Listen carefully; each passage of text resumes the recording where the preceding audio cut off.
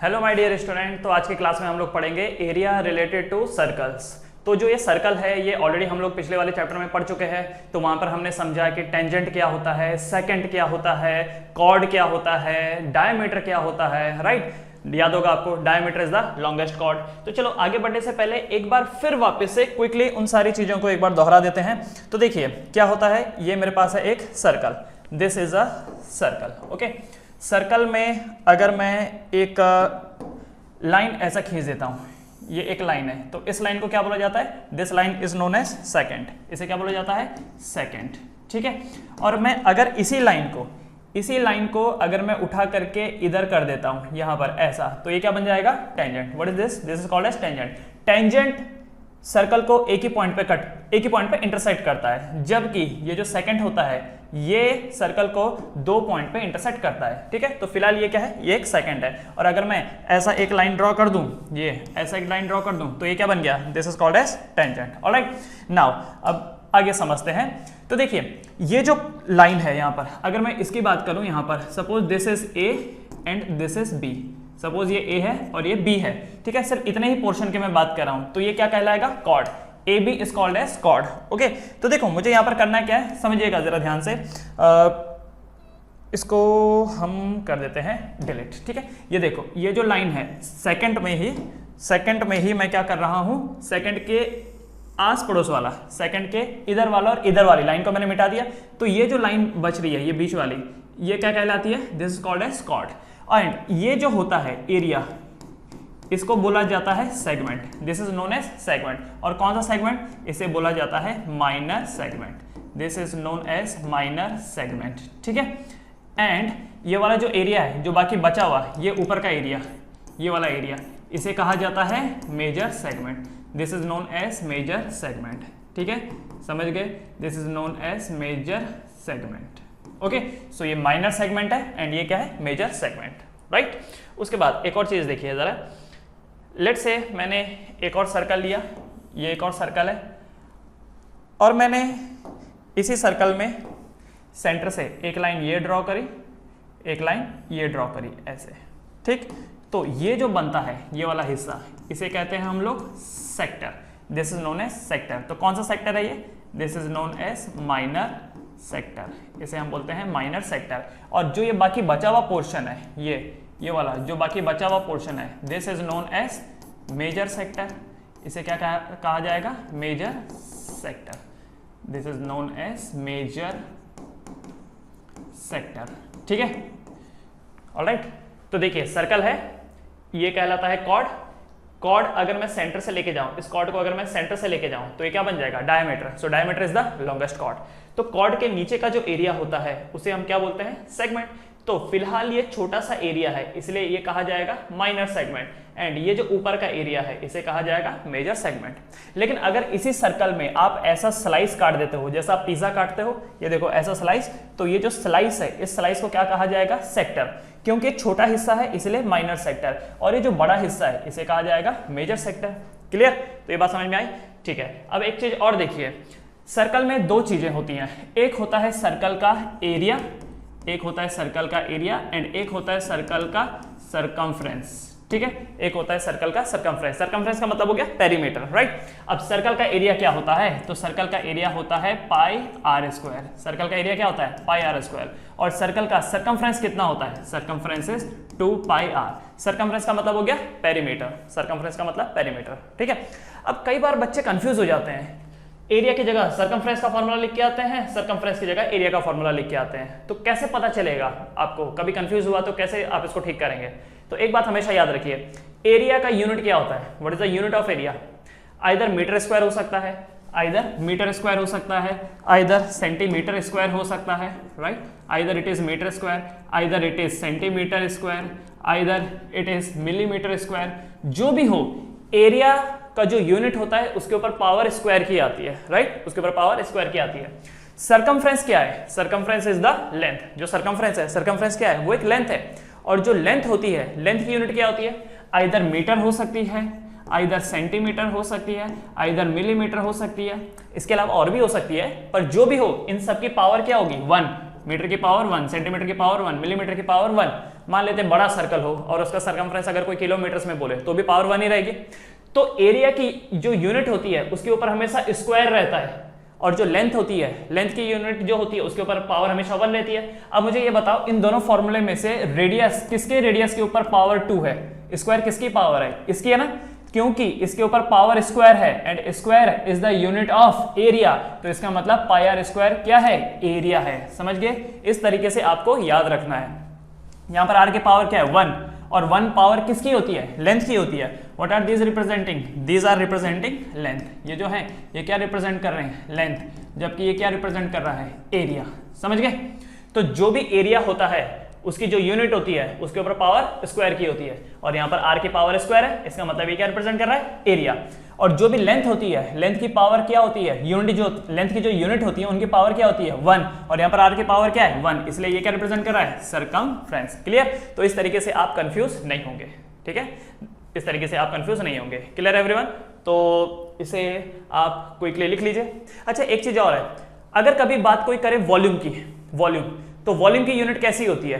Volume की unit आपको मालूम होगा, वॉल्यूम मीटर क्यूब होगी जो यूनिट होगी, सेंटीमीटर में होगी तो सेंटीमीटर क्यूब, राइट? उसी तरीके से मिलीमीटर क्यूब। तो जिनके भी ऊपर पावर 3 है, समझ लीजिए वो क्या रिप्रेजेंट कर रहे हैं? वो रिप्रेजेंट कर रहे हैं वॉल्यूम, वो रिप्रेजेंट कर रहे हैं वॉल्यूम, राइट? एंड वॉल्यूम जो है वो 3D फिगर्स का होता है। वॉल्यूम किसका होता है? 3D फिगर का। 3D मतलब जिसके पास लेंथ हो, ब्रेड्थ और हाइट हो, 3D फिगर का वॉल्यूम होता है। 2D फिगर का क्या होता है? एरिया।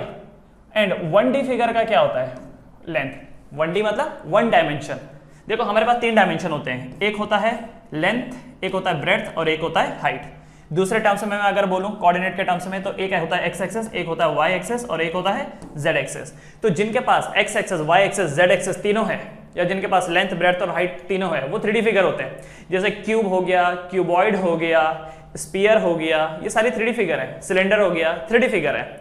तो इसका वॉल्यूम निकाला जाएगा और जो इनकी यूनिट निकल के आएगी वो मीटर क्यूब या सेंटीमीटर क्यूब या मिलीमीटर क्यूब निकाली जाएगी। ठीक है।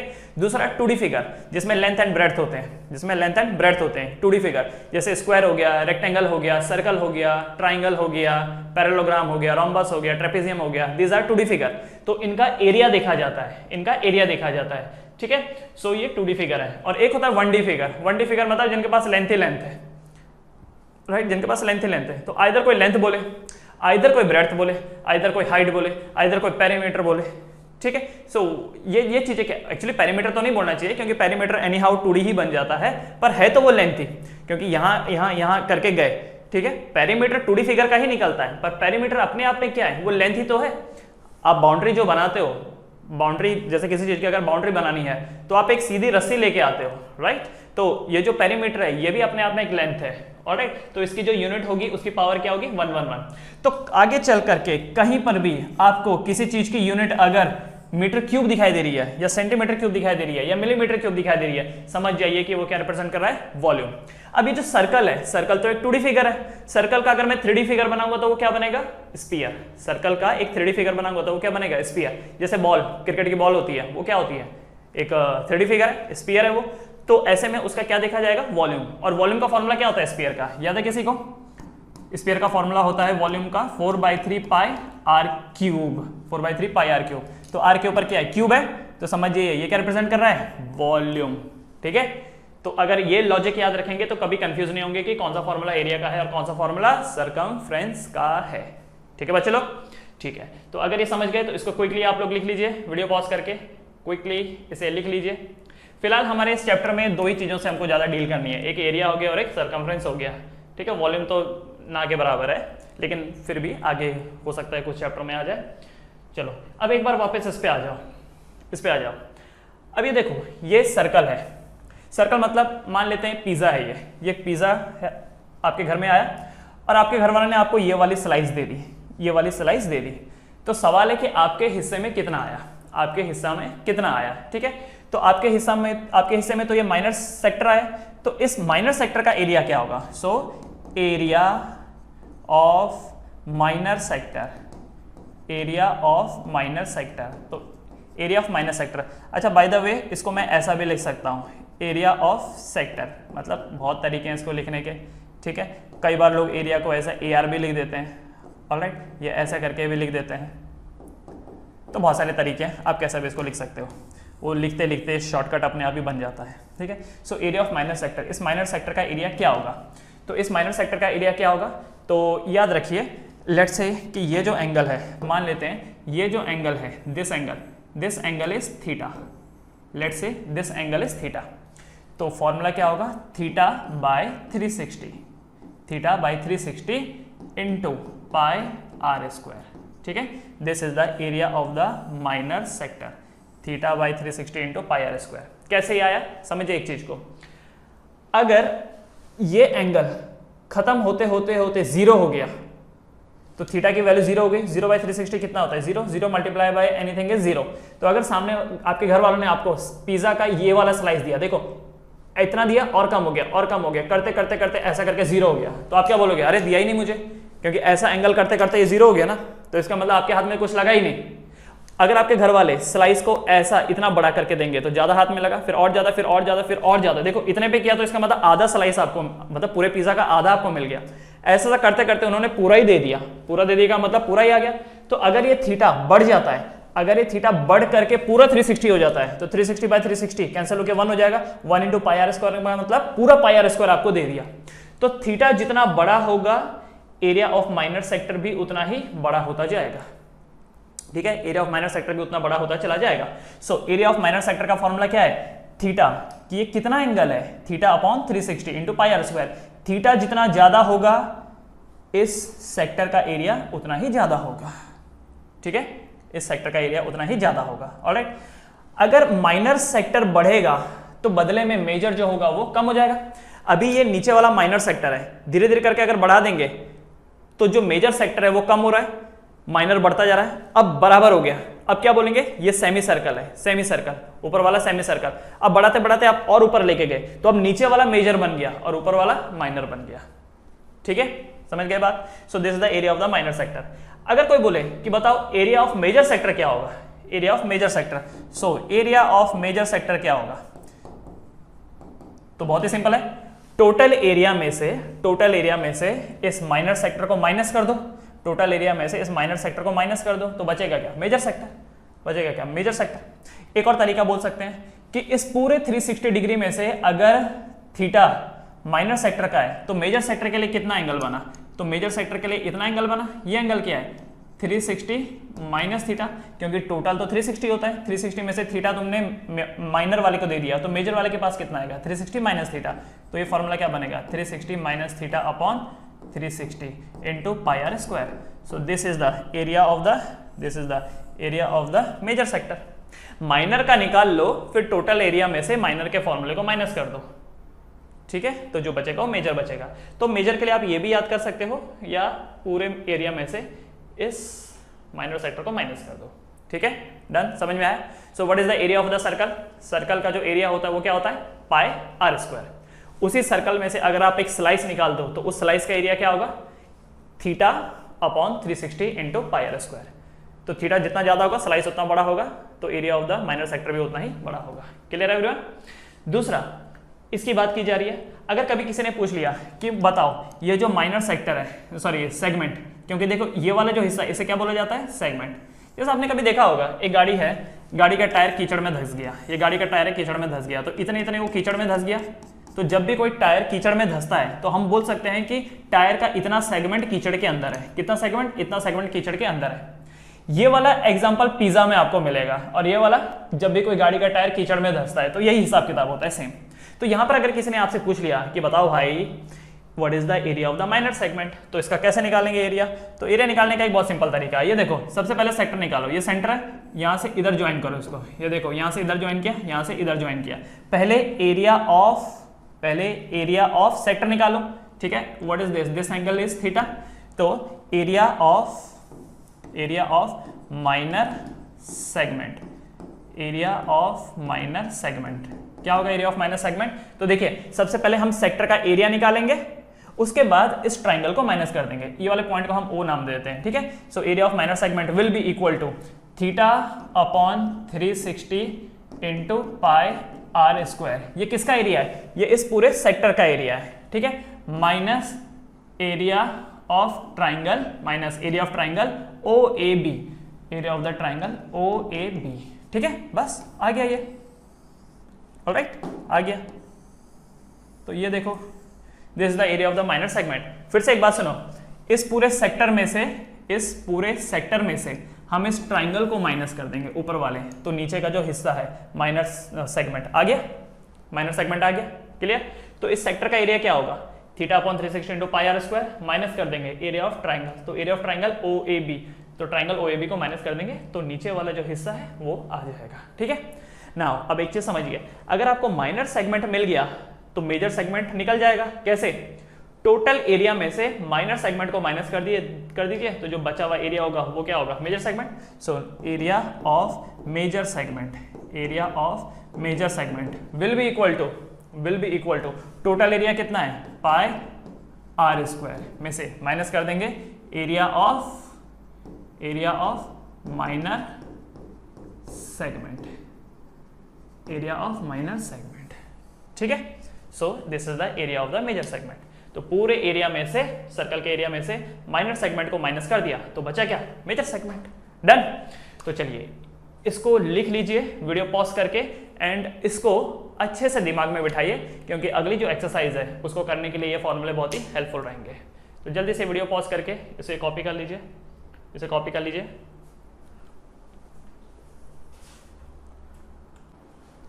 ऑलराइट, चलिए ये हो गया। क्वेश्चन पे आते हैं।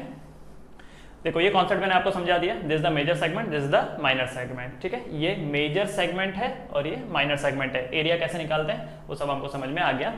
एक और चीज, area of the sector of angle theta, तो एरिया ऑफ सेक्टर का फॉर्मूला क्या है, theta upon 360 into pi are square. Okay, length of an arc of a sector. अच्छा, ये एक चीज है जो छूट गई, चलो ये भी मैं बता देता हूं। देखिए क्विकली, आर्क जानते क्या होता है, व्हाट इज द आर्क। तो देखो ये एक सर्कल है, ठीक है। चलो एक काम ये करेंगे, यस देखो इधर भी आपको बता देता हूं। ये हमारे पास एक सर्कल है, see this is the circle. Alright, इस सर्कल में ये एक पॉइंट है ए और ये दूसरा पॉइंट है बी। ठीक है, ये पॉइंट है ए, दूसरा पॉइंट है बी और ये इसका सेंटर है। राइट, तो ये जो हिस्सा होता है, ये देखो ये जो हिस्सा होता है ए से लेकर के बी तक, ये देखिए ये ए से लेकर के बी तक, इसे क्या बोला जाता है, आर्क। तो आर्क जो होता है वो सर्कल का एक छोटा सा हिस्सा होता है। आर्क क्या है, एक सर्कल का एक छोटा सा हिस्सा सरकमफ्रेंस पे, याद रखना सरकमफ्रेंस पे, सर्कल का एक छोटा सा हिस्सा सरकमफ्रेंस पे इज कॉल्ड एज आर्क। मान लो ऐसे जस्ट एग्जांपल के लिए, मान लो आपके पास एक टायर था, ठीक है, आपके पास एक टायर था। अब कोई आया, उसने टायर को कटिंग कर दिया, यहाँ से कट कर दिया और यहाँ से कट कर दिया। अब देखो टायर कैसा है, रिंग के फॉर्म में होता है, तो अगर वो कट करेगा तो रिंग को कट करेगा, तो टायर में से उसने इतना और इतना पोर्शन कट करके बाहर निकाल लिया। ठीक है, तो कल के दिन जब आप कंप्लेन करोगे तो क्या बोलोगे कि इसने मेरे टायर में से एक आर्क निकाल लिया बाहर। आर्क, तो आर्क क्या है, आर्क सरकमफ्रेंस का एक छोटा हिस्सा है। ध्यान रखना, आर्क किसका हिस्सा है, सरकमफ्रेंस का एक छोटा सा हिस्सा है, जबकि सेक्टर किसका हिस्सा है, सर्कल के एरिया का एक छोटा सा हिस्सा है। समझ गए। सो मैं यहां पे लिख देता हूं, arc is a small part of, arc is a small part of circumference, arc is the small part of circumference. ठीक है, आर्क क्या है, सरकमफ्रेंस का एक छोटा सा हिस्सा है। ओके, एंड सेक्टर क्या है, सेक्टर एरिया का, सेक्टर एरिया का। ये देखिए ये सर्कल है एंड मैंने यहां से ये बनाया और यहां से ये बनाया। ठीक है, सो जो सेक्टर होता है वो एरिया का एक छोटा सा हिस्सा होता है। तो इसका मतलब लेंथ ऑफ आर्क क्या होगा, लेंथ ऑफ आर्क क्या होगा, so length of arc will be theta upon 360 into 2 pi r into 2 pi r. ठीक है, तो ये पॉइंट है यहाँ पे, यहाँ से मैंने इसको ज्वाइन किया, यहाँ से इसको ज्वाइन किया, और ये जो एंगल बना रहा है, ये एंगल कितना बना रहा है, थीटा। मैं बात किसकी कर रहा हूँ, सरकमफ्रेंस की कर रहा हूँ। ठीक है, मैं बात किसकी कर रहा हूँ, सरकमफ्रेंस की कर रहा हूँ। तो सरकमफ्रेंस का एक छोटा सा हिस्सा आर्क होता है, तो इसलिए theta upon 360 into 2 pi r. आप ये मत बोलना सर देखो ये लाइन खींच के आपने वो तो बना दिया, सेक्टर बना दिया। सेक्टर नहीं भाई, मैंने सेक्टर नहीं बनाया, ये तो जस्ट मैंने इसके लिए लिया है कि जस्ट कनेक्ट करने के लिए कि कितना एंगल ए पे बन रहा है और कितना बी पे, मतलब ए और बी की वजह से कितना एंगल बन रहा है, ठीक है। So the length of the arc is theta upon 360 into 2 pi r, theta upon 360 into 2 pi r. Clear everyone, ठीक है, इसे लिख लीजिए। क्लियर, तो जल्दी से इसको लिख लीजिए। Now coming to the exercise,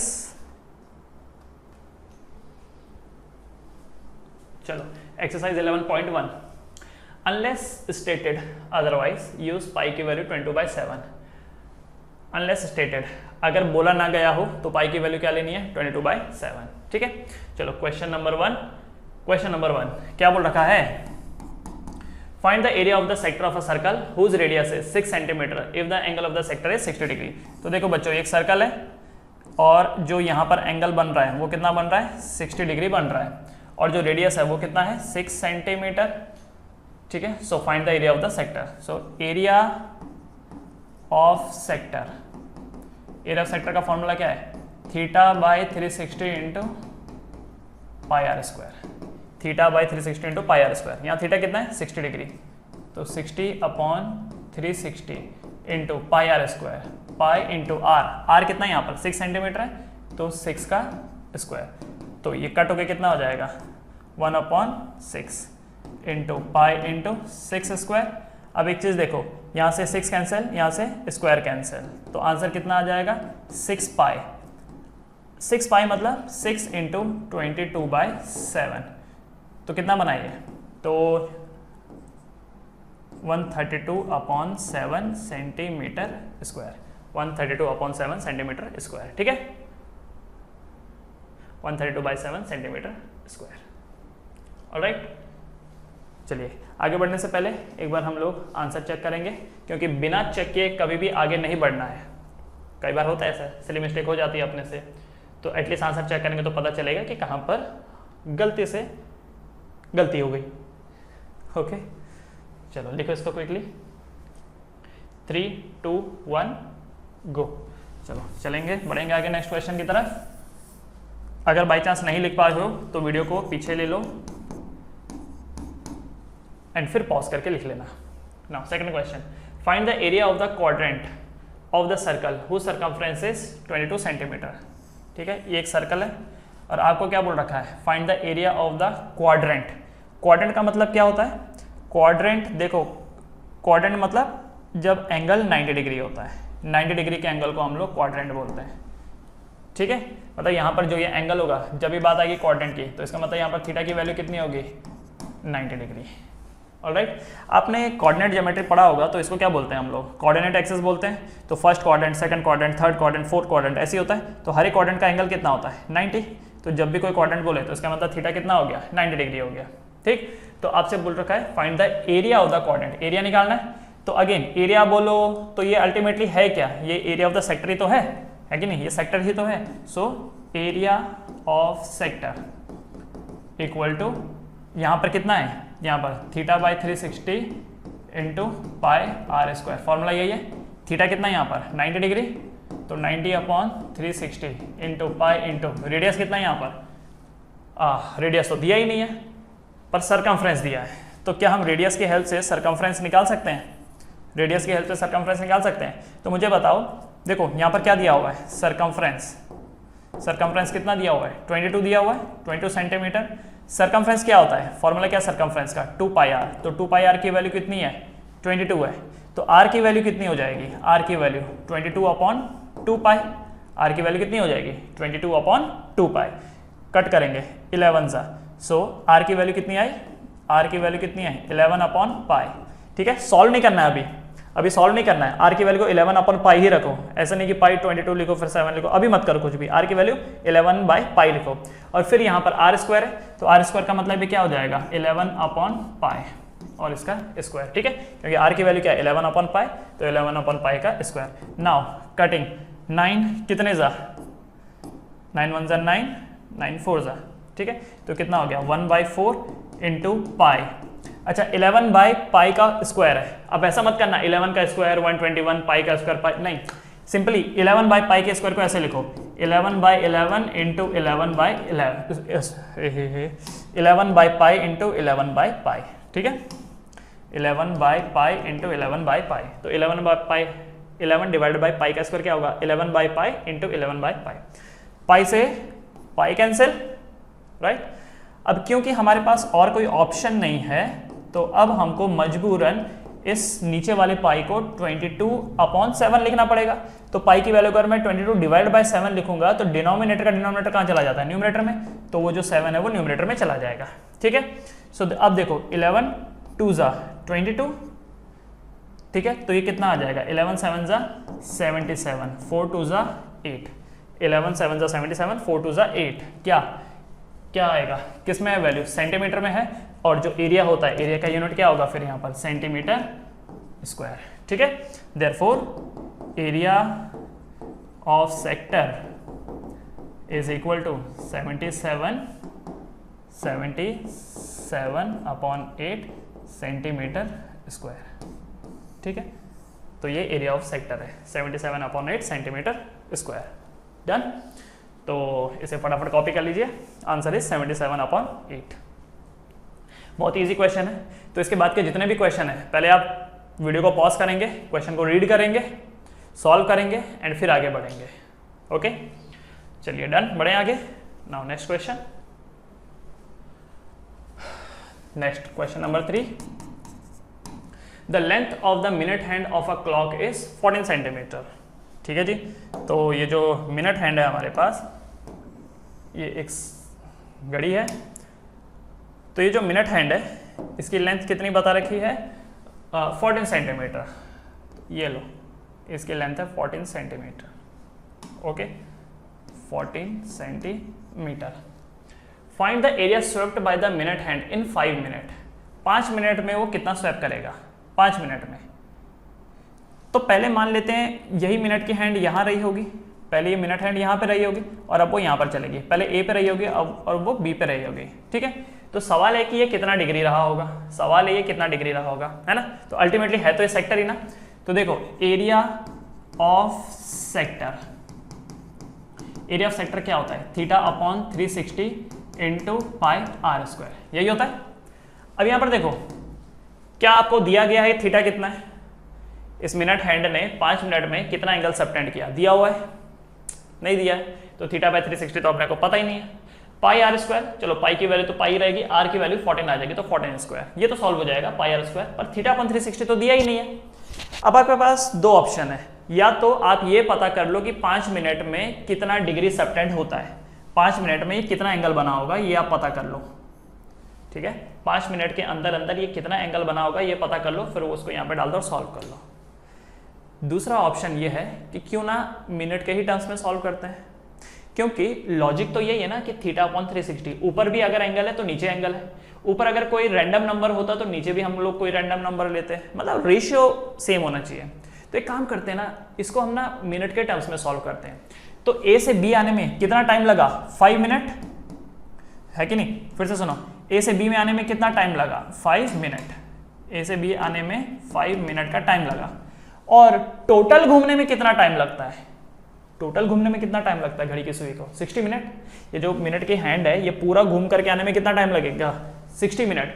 तो इसका मतलब डिनोमिनेटर कितना हो जाएगा 60 मिनट और न्यूमरेटर कितना है 5 मिनट, न्यूमरेटर कितना है 5 मिनट, ठीक है, into pi are square, pi r की जगह पर कितना आ जाएगा 14 स्क्वायर। ऐसा भी कर सकते हैं, जरूरी नहीं कि θ/360। देखो ये जो θ/360 है ये क्या रिप्रेजेंट कर रहा है, एक रेशियो है ये θ/360। देखो ऊपर का एंगल और नीचे का भी एंगल है, तो कट पिटा करके क्या बनेगा रेशियो। तो θ/360 इंटू पाई आर स्क्वायर भी कर सकते हो, या फिर यहां पर टाइम के टर्म्स में बात हो रही है। हमको पता है ना कि घड़ी 5 मिनट ही ट्रेवल करी, घड़ी की जो सुई है उसने 5 मिनट ही ट्रेवल किया, तो न्यूमरेटर क्या होगा 5 मिनट डिवाइडेड बाय, अगर पूरा ट्रेवल किया होता तो कितना होता वैल्यू 60 मिनट, क्योंकि मिनट हैंड है, पूरा चक्कर कितना टाइम में लगाएगी 60 मिनट में। तो ये भी तो रेशियो है 5 मिनट बाय 60 मिनट, ये भी तो एक रेशियो है। तो θ/360 is also a ratio and 5 minute by 60 minute is also a ratio. तो कल के दिन जब घड़ी वाले क्वेश्चन आएंगे तो हम लोग θ/360 की बजाय इस वाले टर्म्स में करेंगे, क्योंकि ये ज्यादा आसान है, ठीक है। ए से बी आने में घड़ी की सुई को, मिनट सुई को कितना टाइम लगा 5 मिनट, और पूरा घूमती तो कितना टाइम लगता? 60 मिनट। आ गया रेशियो, बस अब कट करो, देखो मिनट से मिनट कैंसल, ये 12 जा, तो कितना वैल्यू बनेगा ये 1/12 इंटू पाई, पाई होता है 22/7, 14 स्क्वायर मतलब 14 इंटू 14, तो ये कितना हो गया 7 2 जा 14, 2 6 जा, ठीक है, फिर उसके बाद 2 3 जा, 2 7 जा, राइट, तो कितना बना ये 22 इंटू 7 अपॉन 3, तो कितना हो गया ये 154 upon 3 centimetre square. So this is the area of sector, this is the area of sector, ठीक है, 154/3 सेंटीमीटर स्क्वायर। ऑलराइट, समझ के एक बार आंसर को चेक कर लेते हैं फिर आगे बढ़ेंगे। Yes, this is 154/3 centimetre square, समझ गए। तो आज के बाद ये याद रखना, नॉर्मल केसेस में एरिया ऑफ सेक्टर क्या है, नॉर्मल केसेस में एरिया ऑफ सेक्टर क्या है, θ/360 into pi are square, and area of sector, and area of sector specially घड़ी के लिए क्या है, घड़ी के लिए कि given time divided by total time into pi are square, ये घड़ी के लिए है। गिवन टाइम कि कितना टाइम दिया गया है, जैसे यहाँ पर 5 मिनट दिया है, घड़ी ने कितना टाइम मिल गया 5 मिनट, टोटल टाइम पूरा चक्कर लगाने में कितना लगता 60 minute into pi are square, ठीक है। अब आपके माइंड में आएगा बट सर ये तो मिनट हैंड है, अगर आर हैंड होगी तो क्या होगा, अगर घंटे वाली सुई होगी तो क्या होगा, तो जो घंटे वाली सुई होगी उसका कैलकुलेशन यहाँ पर घंटे के टर्म्स में होगा, वो आर के टर्म्स में होगा, और लॉजिक तो वही है ना, घूम तो वो भी रहा है, वो स्लो घूम रहा है पर घूम रहा है ना, तो घूमने वालों पे तो लॉजिक वही लगेगा। सेकंड वाली सुई होगी तो क्या होगा, तो ये given second upon total second, logic वही है, ठीक है। तो चलिए इसको कॉपी कर लीजिए, फटाफट कॉपी कर लीजिए, बढ़ते हैं आगे नेक्स्ट क्वेश्चन पे। Question number 4, a chord of a circle of radius 10 centimetre subtend a right angle at the centre, find the area of the corresponding minor segment and major segment. यहाँ पर पाई की value 3.14 लेनी है, ठीक है जी। अब यहाँ पर देखिए क्या बोल रहा है, ये बोल रहा है कि ये एक सर्कल है, ओके, हाँ, तो अ chord of a circle of radius 10 centimetre, ये कॉर्ड ऑफ ए सर्कल है, ठीक है, okay. A chord of a circle of radius 10 centimetre subtend a right angle at the centre, ये जो कॉर्ड है ये सेंटर में, मान लेते हैं ये सेंटर है, ये सेंटर में कितना सबटेंड कर रहा है, राइट एंगल, ठीक, तो ये सेंटर में राइट एंगल सबटेंड कर रहा है, इसको नाम देते हैं ए बी, तो A B is the chord और ये सेंटर है। रेडियस कितना बता रखा है 10 सेंटीमीटर, मतलब ये 10 सेंटीमीटर, तो ये 10 सेंटीमीटर, ठीक है, ये 10 सेंटीमीटर, ये 10 centimetre, okay. Find the area of the corresponding minor segment and major sector. एक तो आपको इसका एरिया पूछा गया है, ये क्या है, ये this is the minor segment, and दूसरा मेजर सेक्टर, मेजर सेक्टर का मतलब इस वाले का एरिया पूछा गया है, ये इस पूरे में से माइनर सेक्टर को माइनस कर दो तो क्या आ जाएगा, मेजर सेक्टर आ जाएगा, ठीक है। तो चलिए इसको सॉल्व करते हैं। सबसे पहले हम निकालेंगे एरिया ऑफ, पहला निकालेंगे area of minor sector O A B, ये ऐसा, इसके ऊपर मैंने आर कैसा लगा दिया, ओ ए बी, ये ऐसा, मतलब ठीक है।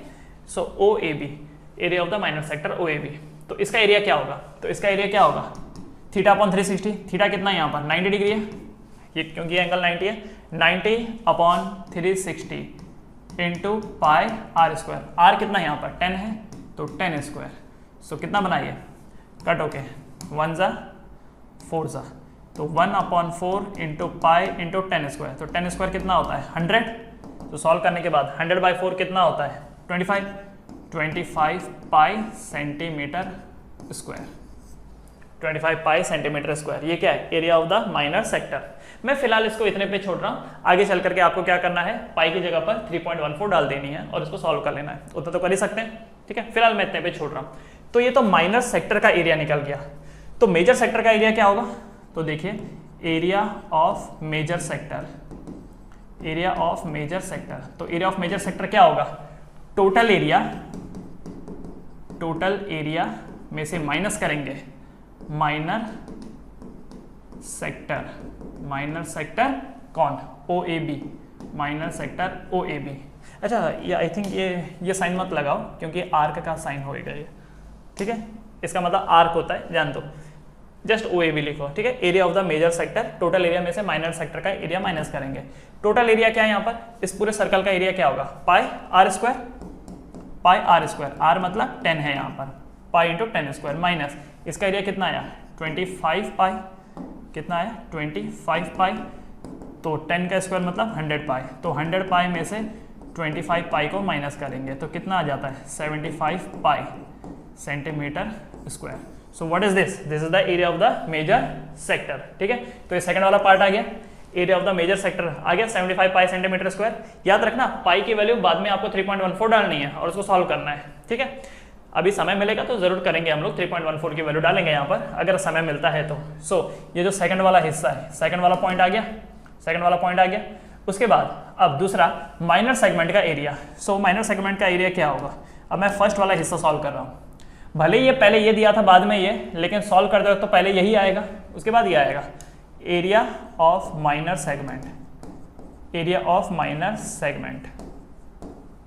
तो एरिया ऑफ माइनर सेगमेंट क्या होगा, इस माइनर सेगमेंट का एरिया क्या होगा, तो भाई area of sector OAB minus, OAB में माइनस करेंगे ट्राइंगल OAB को, ठीक है, एरिया ऑफ ट्राइंगल OAB पूरा लिखना चाहिए अपने को, एरिया ऑफ ट्राइंगल OAB, ठीक है। तो ये फॉर्मूला है, ऑलराइट। जो भी फॉर्मूला इसको मैं बॉक्स में बना देता हूँ, ये फॉर्मूला था, इस वाले का ये फॉर्मूला था, ये देखो इस वाले का फॉर्मूला ये था, और तीसरा फॉर्मूला ये वाला है। So area of minor segment equal to, इस माइनर सेगमेंट का एरिया क्या होगा, area of the sector OAB minus area of the triangle OAB, ठीक है। तो चलो अब यहाँ पर डालते हैं value. So area of sector OAB का एरिया क्या है, सेक्टर का एरिया क्या है, सेक्टर का एरिया कितना था 25 पाई centimetre square, 25 pi minus OAB का एरिया कितना था 25 पाई सेंटीमीटर स्क्वायर, क्योंकि माइनर सेक्टर है ना ये, OAB माइनर सेक्टर है, कितना एरिया 25 पाई, तो 25 पाई में से सब्ट्रैक्ट करेंगे ये ट्राइंगल को।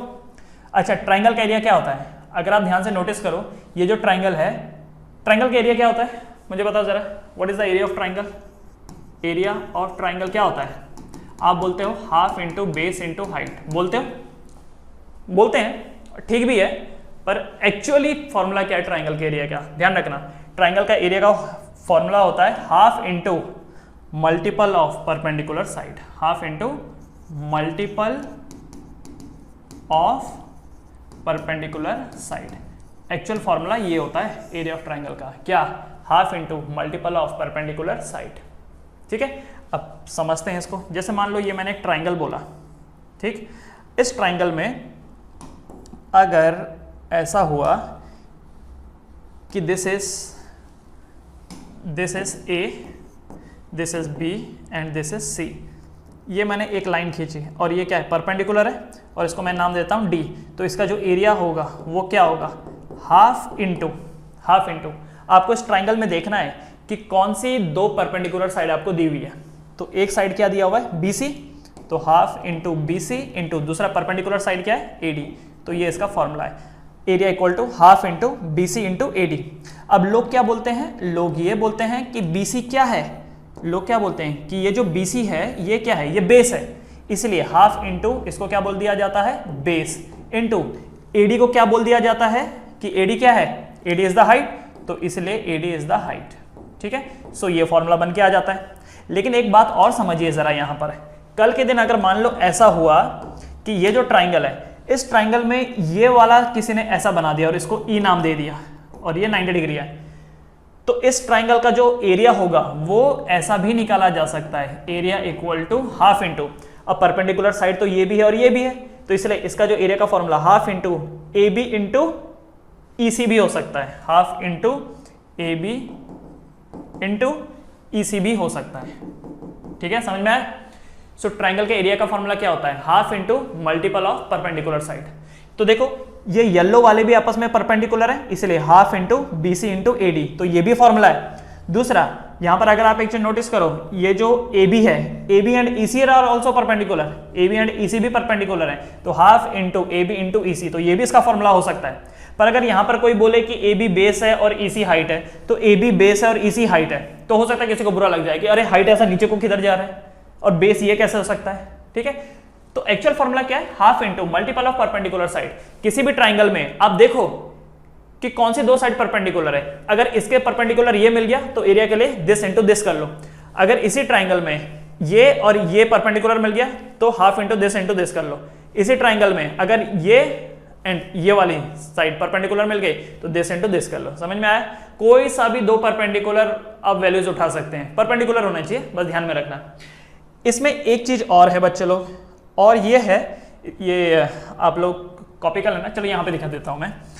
बात यहाँ पर यह है कि कल के दिन मान लो अगर किसी ने ऐसा दे रखा है, ये एक लाइन बना रखी है, let's say this is A B C, this is D and this is E। अगर कोई बोले इस ट्राइंगल में देखो सर इसका एरिया होगा हाफ इंटू, देखो सर ये जो BC है ना, BC is perpendicular to the DE, तो सर ये इसका एरिया का फॉर्मूला है, half into BC into ED या DE, तो सर ये इसका एरिया का फॉर्मूला आ गया। जी नहीं, ये एरिया का फॉर्मूला नहीं है। क्यों? क्योंकि जो ED है ये मैक्सिमम हाइट तक नहीं गया है, ये जो ED है ये इतने पे जाके रुक गया। भाई ये जो पहाड़ है, पहाड़ के तुम यहां पर हो, इस पहाड़ के यहां पर हो और कहते हो कि मैंने पूरा पहाड़ चढ़ लिया, सही बात है क्या? नहीं, तो परपेंडिकुलर भी तब चूज करना है जब ये पूरा टॉप तक जाता हो, मतलब कि ये इधर तक जाना चाहिए। ठीक है, ये इधर तक जाना चाहिए। इसका नाम लेट से इसको P नाम देता हूं मैं। तो एरिया का formula is half into BC into PA।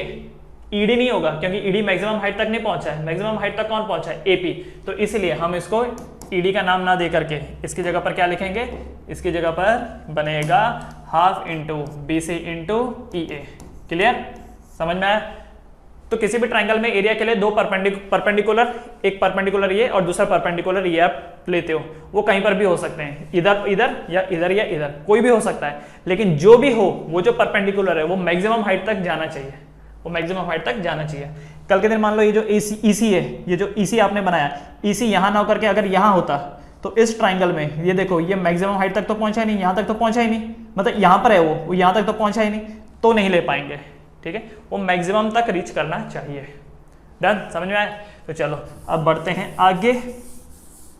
अब इस ट्राइंगल में जरा देखिए, इस ट्राइंगल में हाँ, area of the minor segment equal to area of the sector OAB। Sector OAB का एरिया कितना है? 25 pi minus area of triangle OAB। इस ट्राइंगल OAB का एरिया क्या होगा? तो ट्राइंगल का एरिया क्या होता है? हाफ इंटू क्या था इस ट्राइंगल में? Half into the two perpendicular side. तो आप एक चीज देखो, एक परपेंडिकुलर साइड ये है, एक परपेंडिकुलर साइड ये है और दूसरी परपेंडिकुलर साइड ये है। दिख रहा है ना? क्या ये दोनों आपस में परपेंडिकुलर हैं? यस। तो हाफ इंटू 10 इंटू 10, तो सॉल्व करेंगे 2 5 ज़ा 10, तो 25 पाई माइनस 50, 25 पाई माइनस 50। अब आप यहां पर ऐसा कर सकते हो, 25 को कॉमन ले लो, अंदर क्या बचेगा? पाई माइनस 2, तो 25 इंटू पाई की वैल्यू कितना बोल रखा है? 3.14 माइनस 2, तो 3.14 माइनस 2 कितना होता है? 25 इंटू 1.14, राइट? तो सॉल्व करने के बाद कितना आएगा ये वैल्यू? तो क्विकली इसको सॉल्व कीजिए, तो 25 इंटू 1.25 इंटू 1.14, 28.5। तो ये जो वैल्यू है ये कितनी आएगी? 28.5 सेंटीमीटर स्क्वायर, 28.5 सेंटीमीटर स्क्वायर। ठीक है बच्चों लोग? सो area of the minor segment is 28.5 centimetre square. Alright, यहाँ पे पाई की वैल्यू 3.14 डालना मत भूलना, यहाँ पर भी 3.14 डालना मत भूलना। ठीक है, क्लियर एवरीवन? चलो एक बार चेक करेंगे आंसर। तो माइनर सेगमेंट का area is 28.5 centimetre square and दूसरा एरिया ऑफ सेक्टर जो है, एरिया ऑफ क्या बोल रखा है, मेजर सेक्टर। तो मेरा आंसर है 75 पाई, यहाँ पर 550/7 दिया हुआ है। तो एक काम यहाँ पर ये करते हैं कि इसको दूसरे फॉर्म में सॉल्व करके देखते हैं। कौन सा क्वेश्चन है, क्वेश्चन नंबर 4। क्वेश्चन नंबर 4 में, क्वेश्चन नंबर 4 का जो 1 का आंसर 28.5 एंड सेकंड वाला 235.5। अच्छा 235.5 दिया है एक्चुअली पीछे, तो मेजर सेक्टर बोला है ना, 75 इंटू 3.14 तो 235.5 और पीछे आंसर कितना है 235.5, राइट, करेक्ट है। This is 235.5 centimetre square. कब, अगर आप पाई की वैल्यू 3.14 डालोगे तो, ठीक है, क्लियर। चलिए बढ़े आगे, वीडियो को पॉज कर लीजिए और इसको सॉल्व कर लीजिए, बढ़ते हैं आगे। चलो next question. In a circle of radius 21 centimetre an arc subtend an angle of 60 degree at the centre.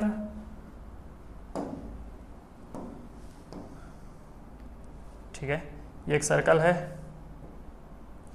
तो क्या बोल रखा है, in a circle of radius 21 centimetre an arc subtend an angle of 60 degree at the centre. 60 degree subtend कर रहा है eight the centre, कौन, एक आर्क। तो ये जो है ए बी, और मान लेते हैं कि ये वो आर्क है। आर्क कहाँ पर होता है, सरकमफ्रेंस पे। आर्क किधर होता है, सरकमफ्रेंस पे।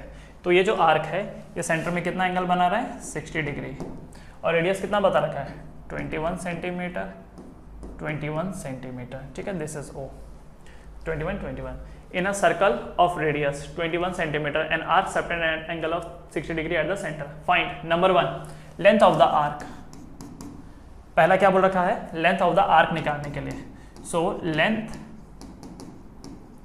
Of arc, length of arc क्या होगा, थीटा बाय 360 इंटू आर्क किसका हिस्सा था, सरकमफ्रेंस का, और सरकमफ्रेंस क्या होता है 2 पाई आर। तो इसलिए थीटा कितना है 60 out of 360 into 2 into pi into r की वैल्यू कितनी है 21। तो कट करेंगे 1/6, तो 1/6 इंटू 2 इंटू 22/7 इंटू 21, ठीक है। तो 3 ज़ा 7 3 ज़ा 21, 3 2 ज़ा 6 और ये 6 कैंसिल, तो आंसर कितना आ जाएगा 22 centimetre. So what is the length of the arc, length of the arc is 22 centimetre. बच्चे लोग बहुत ही ईजी क्वेश्चन है, पहले आपको वीडियो पॉज करना है, सॉल्व करना है और उसके बाद फिर आगे देखना है, ठीक है, हो गया। Second, area of the sector found by the arc. ये जो आर्क है ये कितना एरिया बना रहा है, एरिया ऑफ द सेक्टर। तो यार ये भी तो बहुत आसान है, तो एरिया ऑफ द सेक्टर क्या होगा, चलो यहाँ पे लिख देता हूँ, एरिया यहाँ लिख देता हूँ मैं, area of the sector. Second point, area of sector equal to theta by 360 into pi are square, मतलब 60/360 इंटू पाई इंटू 21 स्क्वायर। तो कट होके कितना हो जाएगा 1/6, 1/6 इंटू पाई इंटू 21 इंटू 21। बाद में क्या कर सकते हैं हम लोग, इसको पाई को 22/7 लिखेंगे इंटू 21 इंटू 21, तो कितना हो जाएगा 3 ज़ा, ठीक है, 3 2 ज़ा 2 1 ज़ा 1 ज़ा 1 ज़ा, तो ये वैल्यू कितनी हुई 11 इंटू 21। तो 11 1 ज़ा 11, 11 2 ज़ा 22 एंड 1 23, तो 231 centimetre square. 231 centimetre square is the area of the sector, ठीक है। सेकंड वाला भी हो गया। एक बार आंसर जरूर चेक कर लेंगे आगे बढ़ने से पहले। तो फिफ्थ का पहला वाला 22 सेंटीमीटर, सेकंड वाला 231 सेंटीमीटर स्क्वायर, 231 सेंटीमीटर स्क्वायर, ठीक है। तीसरा वाला area of the segment formed by the corresponding chord. Area of the segment, ये जो कॉर्ड है, कॉर्ड ये जो सेगमेंट बना रहा है इसका एरिया क्या होगा ये निकालना है, ठीक है। So area of segment,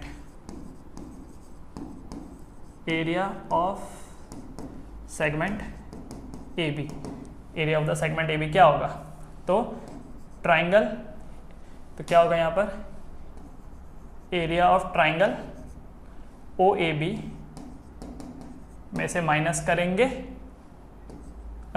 sorry area of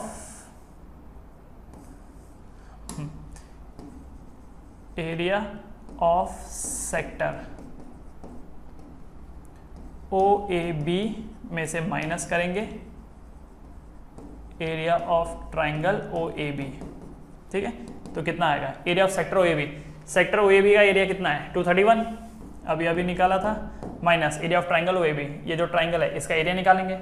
अब सवाल है इस ट्राइंगल का एरिया क्या होगा, इस ट्राइंगल का एरिया क्या होगा। तो मैं आपको एक चीज़ बता देता हूँ, ज़रा ध्यान से देखिए इसको।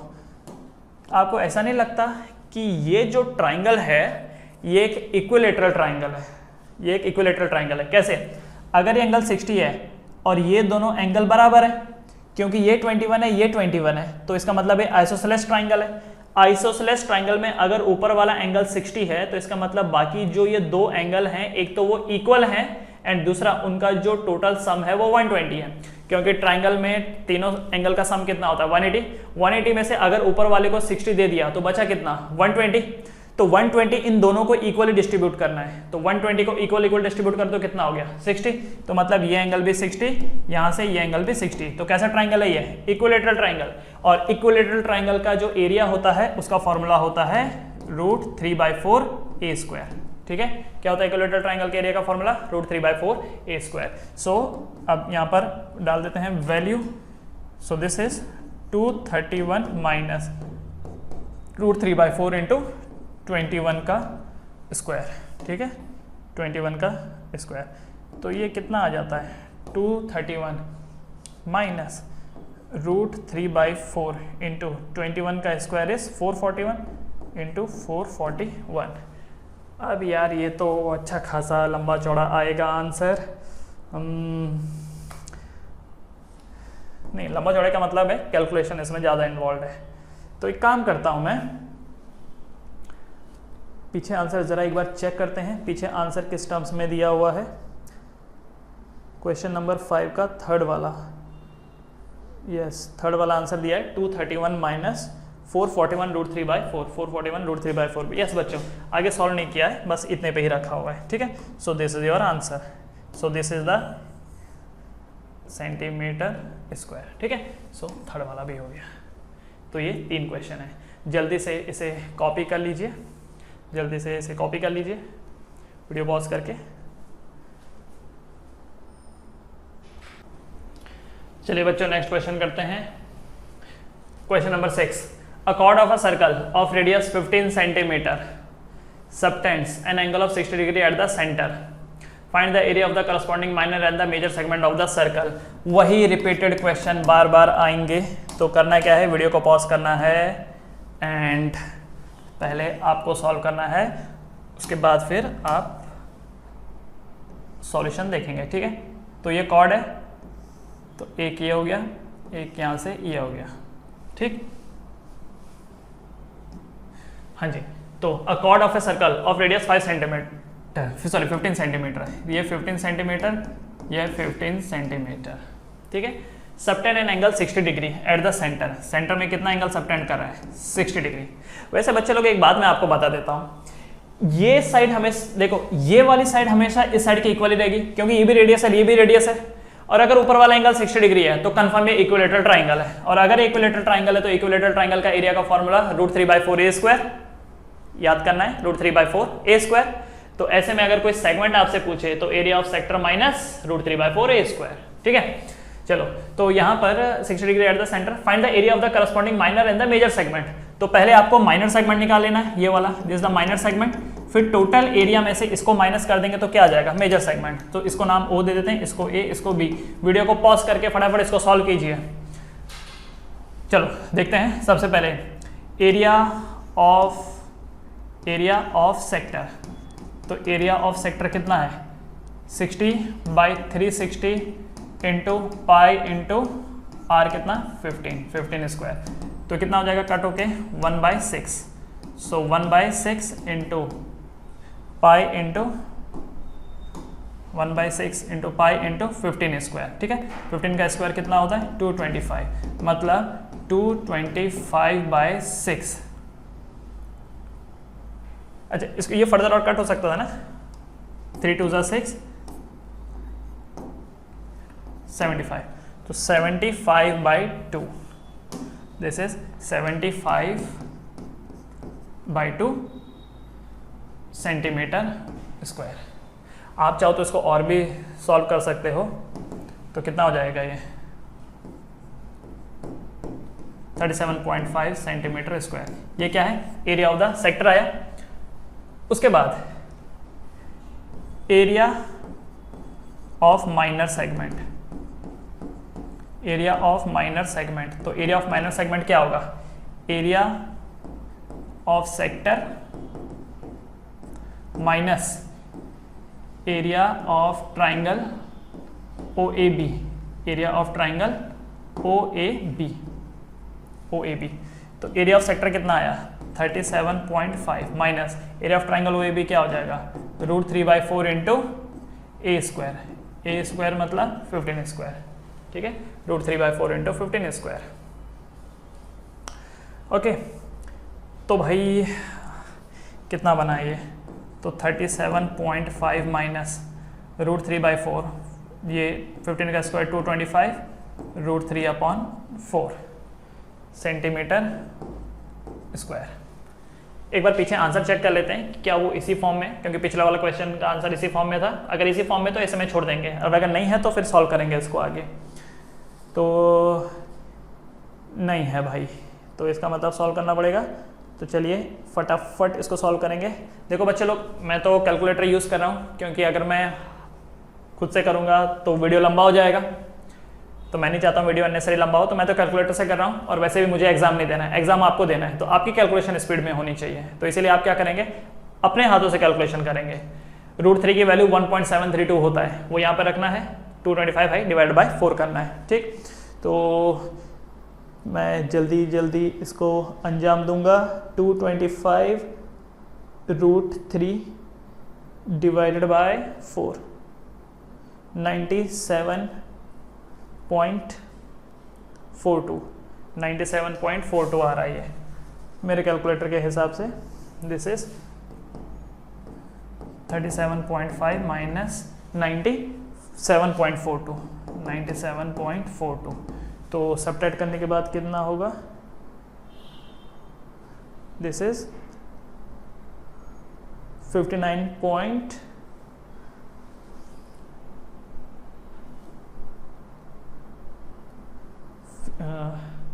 हाँ एक सेकेंड, ये तो उल्टा आ गया। हाँ रुकिए ज़रा, ये तो माइनस में आंसर आ रहा है, कुछ गड़बड़ किया शायद मैंने। Area of the sector θ/360 into pi r square, 15 का स्क्वायर 225 होता है। सॉरी बच्चे लोग, यहाँ तो पाई तो लिखा ही नहीं, यहाँ एक पाई भी तो है, देखो पाई छूट गया ना, ओहो यहाँ पर पाई छूट गया बच्चे लोग। दिस इज पाई भी है यहाँ पे, ठीक है। तो ये जो चीज़ बनेगी इसको ठीक करना ही पड़ेगा, 75/2 पाई, 75/2 पाई, ठीक है, मतलब कि 75/2 पाई सेंटीमीटर स्क्वायर, ये आया। सो अब यहाँ पर यही चीज़, इसको थोड़ा ठीक कर देता हूँ मैं। This is 75/2 pi minus √3/4 A square मतलब 15 स्क्वायर, तो 75/2 पाई माइनस √3/4 इंटू 15 का स्क्वायर हो गया 225, ठीक है।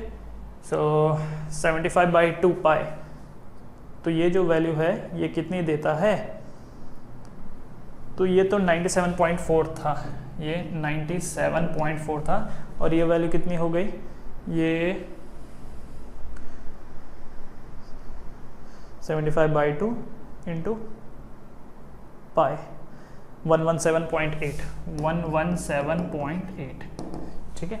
तो 117.8 में से माइनस करेंगे 97.4, तो 20.8, तो ये जो वैल्यू आ रही है दिस इज 20.8 सेंटीमीटर स्क्वायर, ठीक है बच्चे लोग। सो area of the minor segment is 20.8 centimetre square, ठीक है, 20.8 सेंटीमीटर स्क्वायर। अच्छा बाय द वे, हाँ आपका जो आंसर है, मतलब हमारा जो आंसर है और टेक्स्ट बुक के पीछे के आंसर में थोड़ा सा डिफरेंस इसलिए रहेगा क्योंकि इन्होंने बोला था √3 की वैल्यू 1.73 लेने के लिए, मैंने √3 की वैल्यू 1.732 लिया है, ज़्यादा परफेक्ट लिया है इसकी वजह से।